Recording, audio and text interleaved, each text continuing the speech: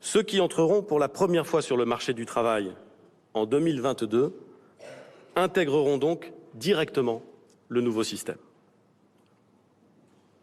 Plus précisément, la génération 2004, qui a 15 ans aujourd'hui et qui aura 18 ans en 2022, sera la première à intégrer le système universel de retraite. Pour les personnes qui sont déjà dans la vie active, nous avons choisi de ne rien changer pour celles qui sont aujourd'hui à moins de 17 ans de leur retraite, c'est-à-dire, pour le régime général, les personnes nées avant 1975 qui auront plus de 50 ans en 2025. Cela veut dire que toutes les personnes qui se projettent déjà dans leur retraite, qui l'ont préparée, qui l'ont planifiée dans l'ancien système, ne seront pas concernées par le système universel. Comme les retraités actuels eux-mêmes, cela va sans dire, mais il faut toujours le rappeler. Quant aux personnes qui rejoignent le nouveau régime, je voudrais les rassurer. La transition sera très progressive. Toute la partie de carrière effectuée jusqu'à 2025 donnera lieu à une retraite calculée sur les anciennes règles. Seules les années travaillées à partir de 2025 seront régies par le système universel. La première génération concernée, la génération 1975, qui prendra sa retraite vers 2037, aura donc encore 70% de sa retraite calculée selon l'ancien système. Vous verrez, j'en prends le pari, que beaucoup qui verront les avantages du nouveau système trouveront que cela ne va pas assez vite. J'en fais le pari. Ensuite, je voudrais donner des garanties fortes sur le maintien des droits acquis. Nous conserverons, je l'ai dit, nous nous y sommes engagés, 100% des droits acquis dans les régimes actuels. Et pour ne pas léser les régimes qui fondent leur calcul de retraite sur les 6 derniers mois, nous sommes prêts à mettre en place des dispositifs très protecteurs qui permettront de garantir que nul n'est lésé. Enfin, pas plus que nous ne voulons de brutalité sur les transitions. Nous ne voulons brusquer les choses sur le retour à l'équilibre.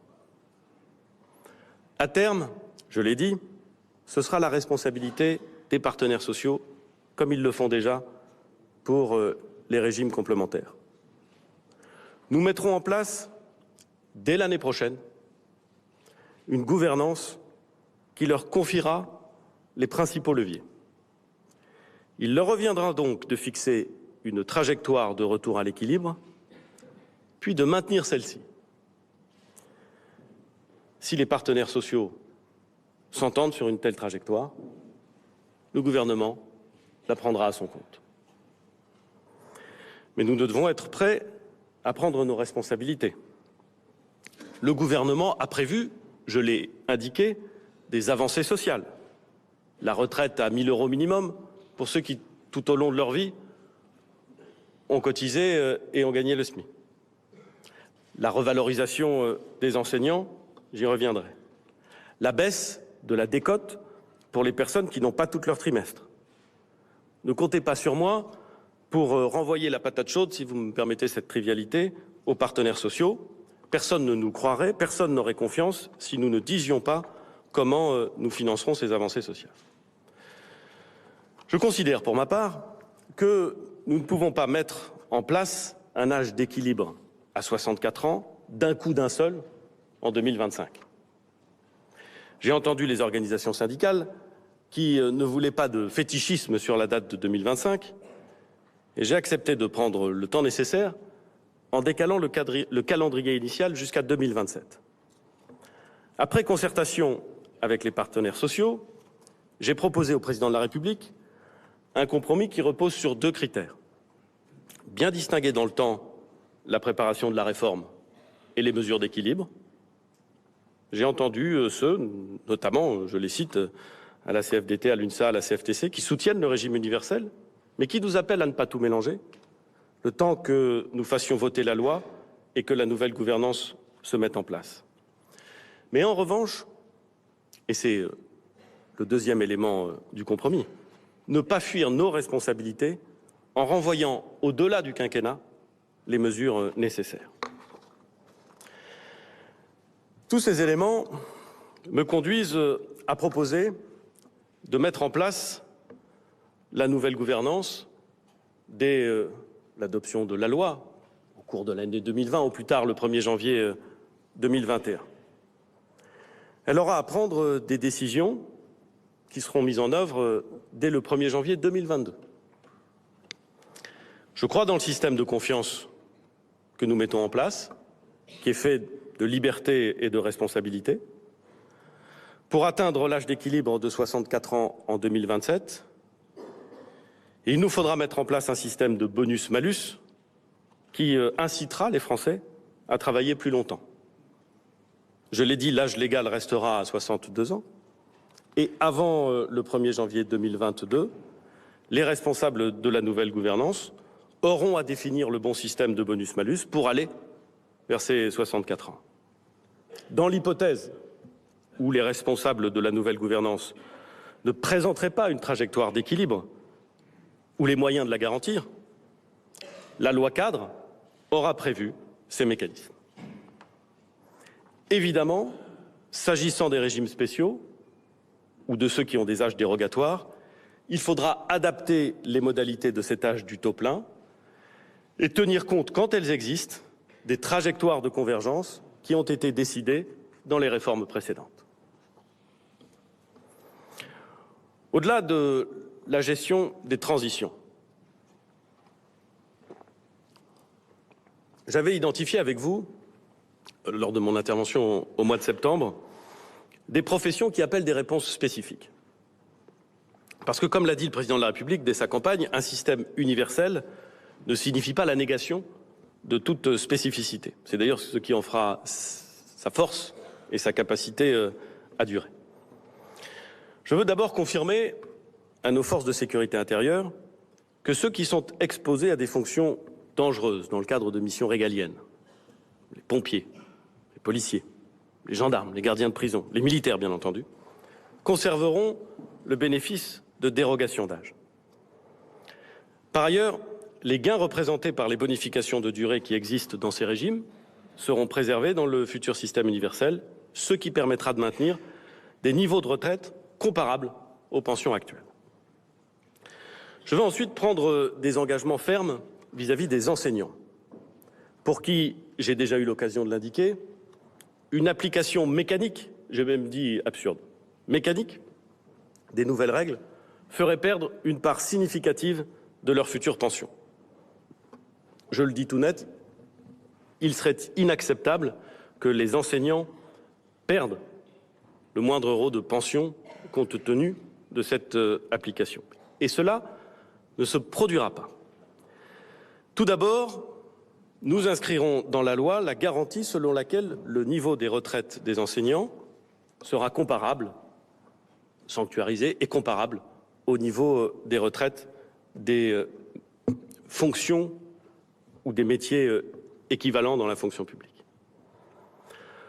Ensuite, nous engagerons, avant la fin du quinquennat, les revalorisations nécessaires pour maintenir le niveau des pensions. Nous le ferons progressivement et nous commencerons dès 2021.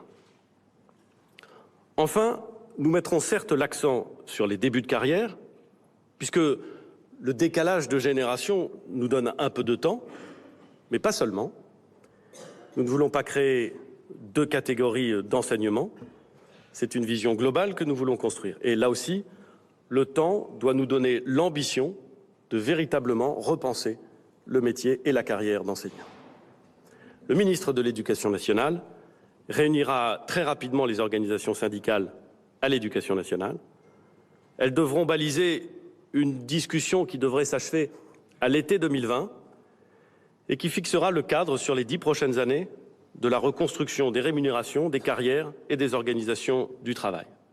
En parallèle, Frédérique Vidal poursuivra les consultations sur la loi de programmation de la recherche pour aboutir, au fond dans le même esprit, également au premier semestre.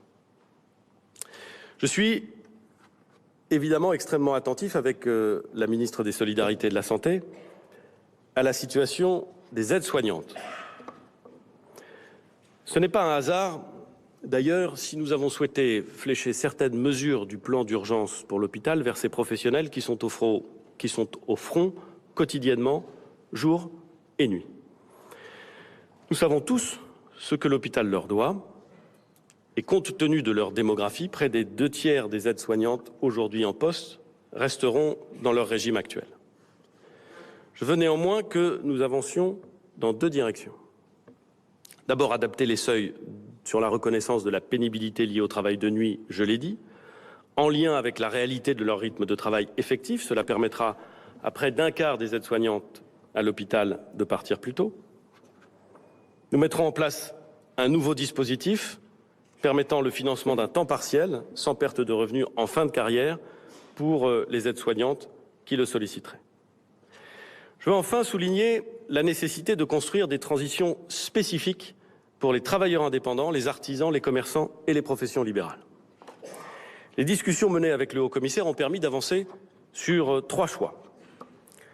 La réforme de la CSG et des cotisations vieillesse que nous avons évoquées ensemble, s'agissant des travailleurs indépendants, sera mise en œuvre au 1er janvier 2022. Deuxième choix, nous adopterons des modalités douces de convergence des cotisations. Je veux là aussi, évidemment, de rien brusquer.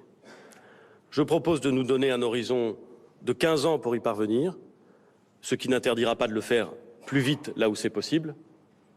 Mais je pense que lorsque l'on prépare des grands bougets en matière d'évolution des taux de cotisation, il faut prendre le temps de faire en sorte qu'ils soient acceptables à la fois par les individus et par le tissu économique. Enfin, j'ai parfaitement entendu les craintes des représentants des professionnels libéraux sur le sujet des réserves. Et je voudrais être très clair là-dessus. Les réserves resteront dans les caisses des professionnels concernés. Et elles auront vocation, notamment, à accompagner la transition vers le système universel au bénéfice des auxiliaires médicaux, des avocats, des médecins concernés. Il n'y a donc pas de hold-up, pas de siphonnage pour combler tel ou tel trou, tel ou tel déficit. Ça n'est pas notre conception de la gestion de l'argent des Français et ça n'est pas notre projet. Un mot au sujet du calendrier. Nous avons pris le temps de concerter, on nous a même reproché d'en prendre trop. Il nous faut donc désormais avancer. Je n'exclus pas que ceux qui nous accusaient hier d'aller trop lentement ne nous disent demain que nous irions trop vite désormais. Dès aujourd'hui, je souhaite que les présidents d'entreprises publiques engagent le dialogue avec les organisations syndicales. Il me semble que les garanties données aux populations les plus inquiètes justifient que le dialogue reprenne et que la grève, qui pénalise des millions de Français, s'arrête. Une nouvelle fois, je pense à tous ceux qui galèrent et pour qui chaque journée est devenue un véritable parcours d'obstacles entre les transports et les problèmes de garde d'enfants. Ces Français existent, ce sont nos concitoyens et j'ai pour eux une pensée de solidarité.